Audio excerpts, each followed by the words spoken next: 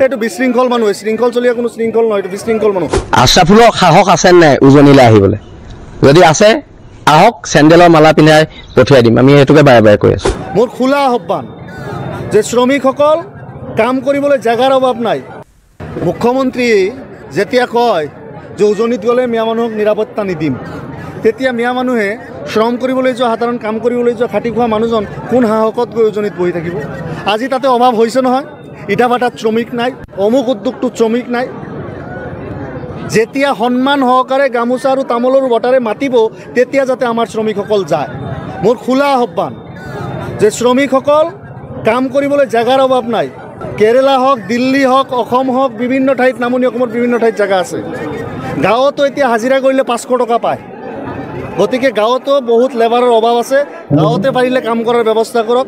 লোকত দূৰত গৈ মানুহৰ উপকাৰ কৰিবলৈ গৈ গালি আৰু লাঠি খাব নালাগে। এইটো বিশৃংখল মানুহ, শৃংখল চলিয়া কোনো শৃংখল নহয়, এইটো বিশৃংখল মানুহ। কেতিয়া তেওঁ কি কয় নাজানো, চৰকাৰে তেওঁক সম্ভৱতঃ পুহি ৰাখিছে, নহ'লে তেওঁ বন্দুকৰ কথা কয়, AK-47 কথা কয়, শ্ৰমিকক মাৰধৰ কৰে। সেইবিলাকে হটকলুকুনিত লিপ্ত থকাৰ পিছতো সেই মানুহজনৰ ওপৰত কোনো একশ্যন নহয়। কি হ'ব আৰু? চৰকাৰ প্ৰশাসন নাই নহয়।